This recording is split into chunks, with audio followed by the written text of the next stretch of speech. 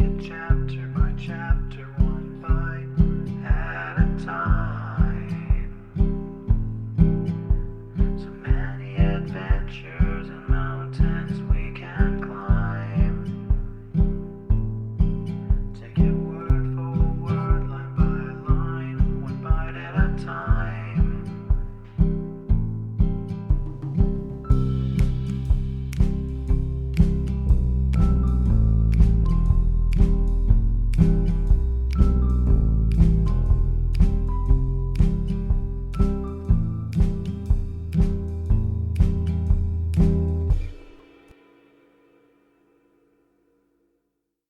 Welcome to Bite at a Time Books, where we read you your favorite classics one bite at a time. My name is Bree Carlisle, and I love to read, and wanted to share my passion with listeners like you. If you want to know what's coming next and vote on upcoming books, sign up for our newsletter at biteatatimebooks.com. You'll also find our new t-shirts in the shop. More to come with quotes from your favorite classic novels. Be sure to follow my show on your favorite podcast platform so you get all the new episodes. You can find most of our links in the show notes, but also our website, biteatatimebooks.com, includes all of the links for our show, including to our Patreon to support the show, and YouTube, where we have special behind the narration of the episodes. We're part of the Bite at a Time Books Productions Network.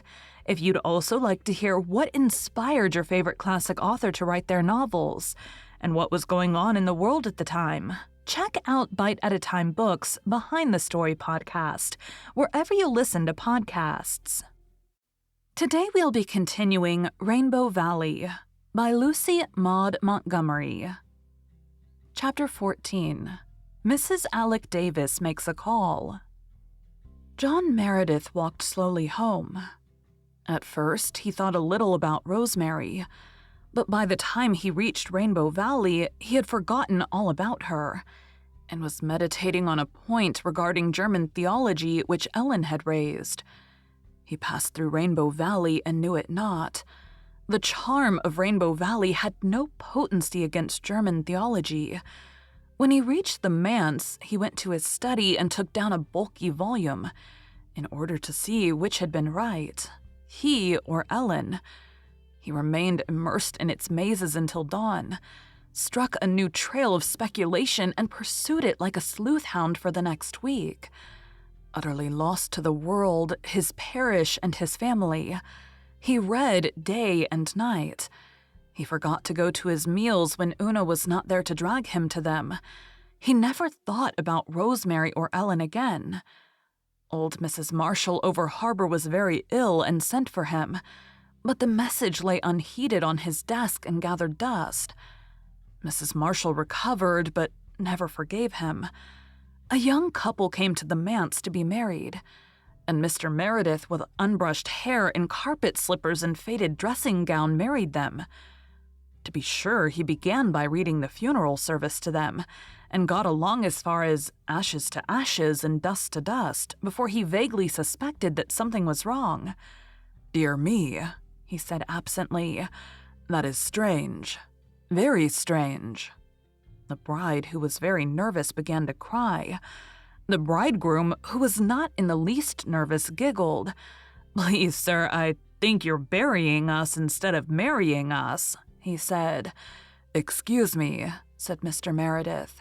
As it did not matter much, he turned up the marriage service and got through with it.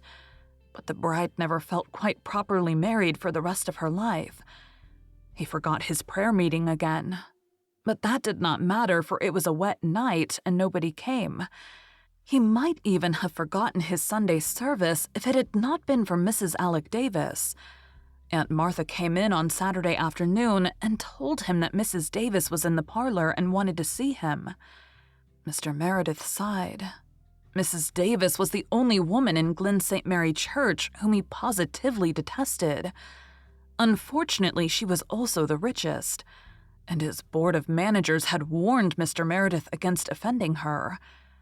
Mr. Meredith seldom thought of such a worldly matter as his stipend, but the managers were more practical. Also, they were astute. Without mentioning money, They contrived to instill into Mr. Meredith's mind a conviction that he should not offend Mrs. Davis. Otherwise, he would likely have forgotten all about her as soon as Aunt Martha had gone out. As it was, he turned down his Ewald with a feeling of annoyance and went across the hall to the parlor. Mrs. Davis was sitting on the sofa, looking about her with an air of scornful disapproval. What a scandalous room. There were no curtains on the window. Mrs. Davis did not know that Faith and Una had taken them down the day before to use as court trains in one of their plays, and had forgotten to put them up again. But she could not have accused those windows more fiercely if she had known. The blinds were cracked and torn. The pictures on the walls were crooked. The rugs were awry. The vases were full of faded flowers. The dust lay in heaps, literally in heaps. What are we coming to? Mrs. Davis asked herself, and then primmed up her unbeautiful mouth. Jerry and Carl had been whooping and sliding down the banisters as she came through the hall.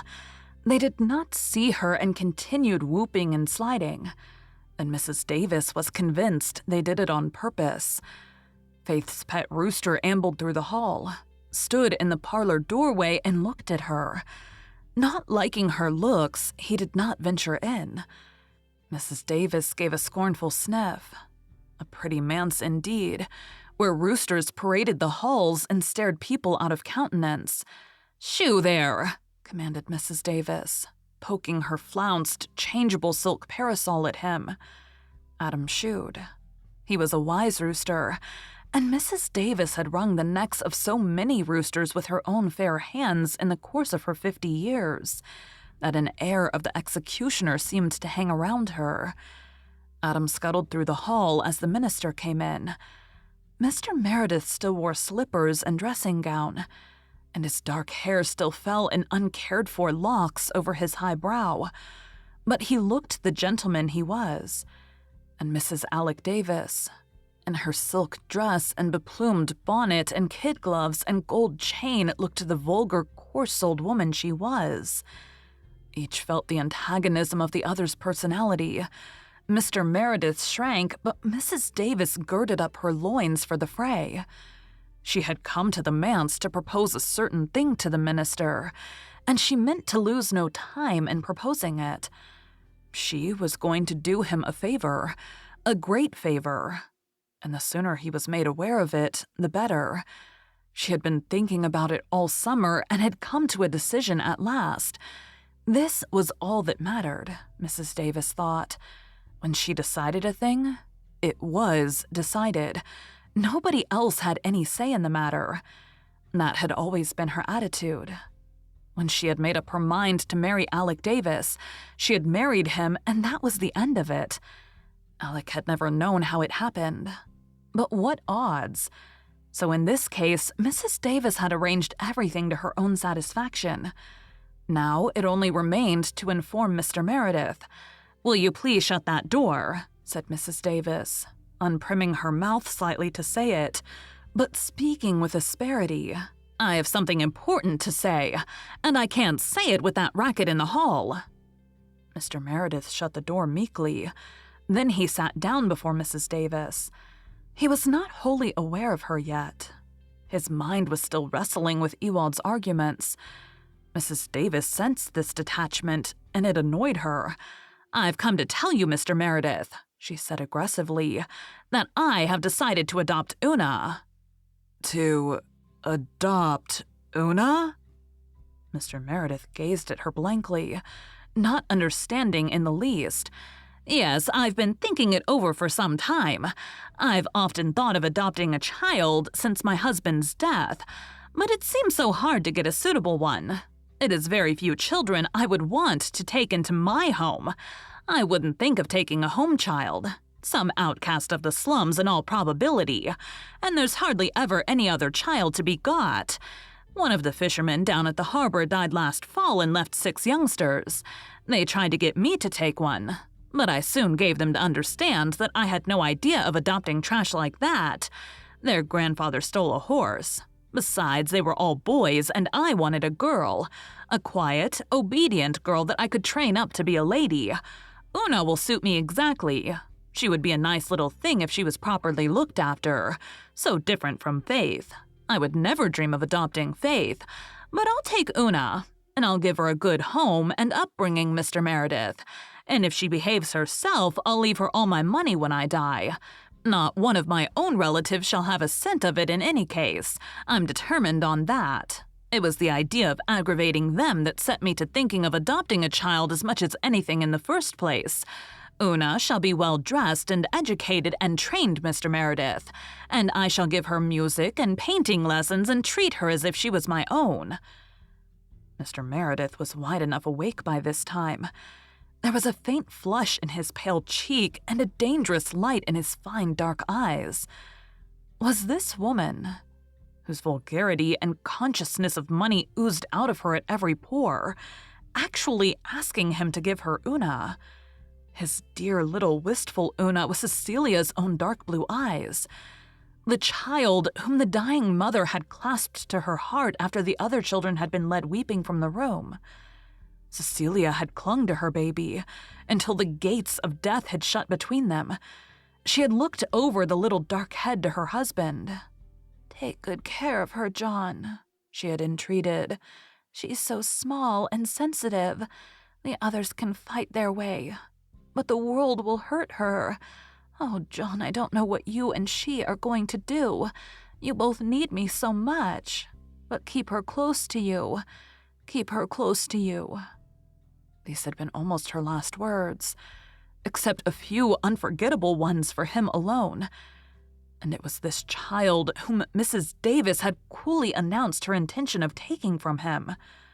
He sat up straight and looked at Mrs. Davis, in spite of the worn dressing gown and the frayed slippers.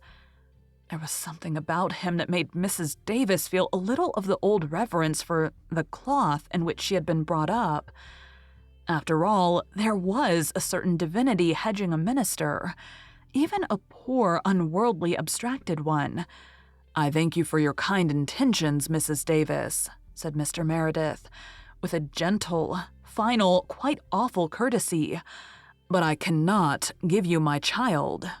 Mrs. Davis looked blank. She had never dreamed of his refusing. "Why, Mr. Meredith," she said in astonishment, "you must be you can't mean it. You must think it over. Think of all the advantages I can give her." "There is no need to think it over, Mrs. Davis. It is entirely out of the question. All the worldly advantages it is in your power to bestow on her could not compensate for the loss of a father's love and care. I thank you again, but it is not to be thought of." Disappointment angered Mrs. Davis beyond the power of old habit to control. Her broad red face turned purple, and her voice trembled. "I thought you'd be only too glad to let me have her," she sneered. "Why did you think that?" asked Mr. Meredith quietly. "Because nobody ever supposed you cared anything about any of your children," retorted Mrs. Davis contemptuously. "You neglect them scandalously. It is the talk of the place. They aren't fed and dressed properly, and they're not trained at all. They have no more manners than a pack of wild Indians. You never think of doing your duty as a father. You let a stray child come here among them for a fortnight, and never took any notice of her. A child that swore like a trooper, I'm told. You wouldn't have cared if they'd caught smallpox from her. And Faith made an exhibition of herself getting up and preaching and making that speech. And she rid a pig down the street. Under your very eyes, I understand. The way they act is past belief. And you never lift a finger to stop them or try to teach them anything. And now, when I offer one of them a good home and good prospects, you refuse it and insult me. A pretty father, you, to talk of loving and caring for your children." "That will do, woman," said Mr. Meredith. He stood up and looked at Mrs. Davis, with eyes that made her quail. "That will do," he repeated. "I desire to hear no more, Mrs. Davis. You have said too much. It may be that I have been remiss in some respects in my duty as a parent, but it is not for you to remind me of it in such terms as you have used. Let us say good afternoon." Mrs. Davis did not say anything half so amiable as good afternoon, but she took her departure. As she swept past the minister, a large, plump toad, which Carl had secreted under the lounge, hopped out almost under her feet. Mrs. Davis gave a shriek, and in trying to avoid treading on the awful thing, lost her balance and her parasol. She did not exactly fall, but she staggered and reeled across the room in a very undignified fashion, and brought up against the door with a thud that jarred her from head to foot. Mr. Meredith, who had not seen the toad, wondered if she had been attacked with some kind of apoplectic or paralytic seizure, and ran in alarm to her assistance. But Mrs. Davis, recovering her feet, waved him back furiously. "Don't you dare touch me!" she almost shouted.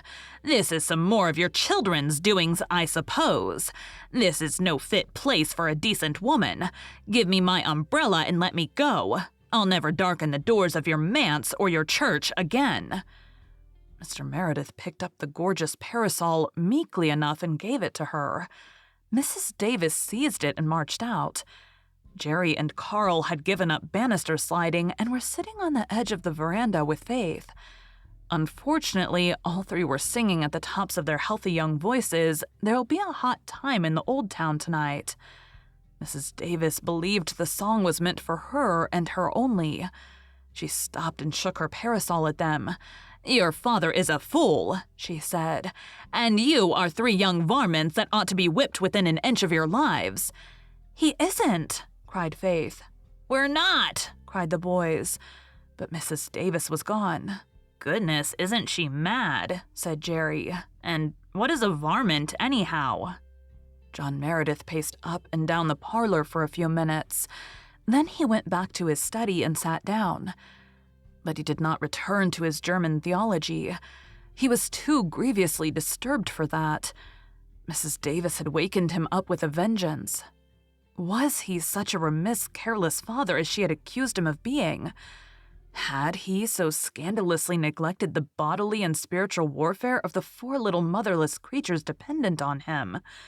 Were his people talking of it as harshly as Mrs. Davis had declared? It must be so, since Mrs. Davis had come to ask for Una in the full and confident belief that he would hand the child over to her as unconcernedly and gladly as one might hand over a strayed, unwelcome kitten. And if so, what then? John Meredith groaned and resumed his pacing up and down the dusty, disordered room. What could he do? He loved his children as deeply as any father could, and he knew, past the power of Mrs. Davis or any of her ilk, to disturb his conviction that they loved him devotedly. But was he fit to have charge of them? He knew. None better. His weaknesses and limitations. What was needed was a good woman's presence and influence and common sense. But how could that be arranged? Even were he able to get such a housekeeper, it would cut Aunt Martha to the quick. She believed she could still do all that was meet and necessary. He could not so hurt and insult the poor woman who had been so kind to him and his. How devoted she had been to Cecilia, and Cecilia had asked him to be very considerate of Aunt Martha. To be sure, he suddenly remembered that Aunt Martha had once hinted that he ought to marry again. He felt she would not resent a wife as she would a housekeeper, but that was out of the question. He did not wish to marry. He did not and could not care for anyone. Then what could he do?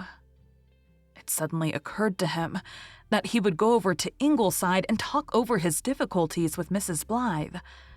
Mrs. Blythe was one of the few women he never felt shy or tongue-tied with. She was always so sympathetic and refreshing. It might be that she could suggest some solution of his problems. And even if she could not, Mr. Meredith felt that he needed a little decent human companionship after his dose of Mrs. Davis, something to take the taste of her out of his soul. He dressed hurriedly and ate his supper, less abstractedly than usual. It occurred to him that it was a poor meal. He looked at his children. They were rosy and healthy-looking enough, except Una. She had never been very strong, even when her mother was alive. They were all laughing and talking. Certainly they seemed happy. Carl was especially happy because he had two most beautiful spiders crawling around his supper plate. Their voices were pleasant. Their manners did not seem bad. They were considerate of and gentle to one another. Yet Mrs. Davis had said their behavior was the talk of the congregation. As Mr. Meredith went through his gate, Dr. Blythe and Mrs. Blythe drove past on the road that led to Lowbridge. The minister's face fell. Mrs. Blythe was going away. There was no use in going to Ingleside, and he craved a little companionship more than ever. As he gazed rather hopelessly over the landscape, the sunset light struck on a window of the Old West homestead on the hill. It flared out rosily like a beacon of good hope. He suddenly remembered Rosemary and Ellen West. He thought that he would relish some of Ellen's pungent conversation. He thought it would be pleasant to see Rosemary's slow, sweet smile and calm, heavenly blue eyes again. What did that old poem of Sir Philip Sidney say? Continual comfort in a face. That just suited her, and he needed comfort. Why not go and call? He remembered that Ellen had asked him to drop in sometimes, and there was Rosemary's book to take back. He ought to take it back before he forgot. He had an uneasy suspicion that there were a great many books in his library which he had borrowed at sundry times, and in divers places, and had forgotten to take back. It was surely his duty to guard against that in this case. He went back into his study, got the book, and plunged downward into Rainbow Valley. Thank you for joining Bite at a Time Books today, while we read a bite of one of your favorite classics. Again, my name is Bree Carlisle, and I hope you come back tomorrow for the next bite of Rainbow Valley. Don't forget to sign up for our newsletter at biteatatimebooks.com and check out the shop. You can check out the show notes or our website, biteatatimebooks.com, for the rest of the links for our show.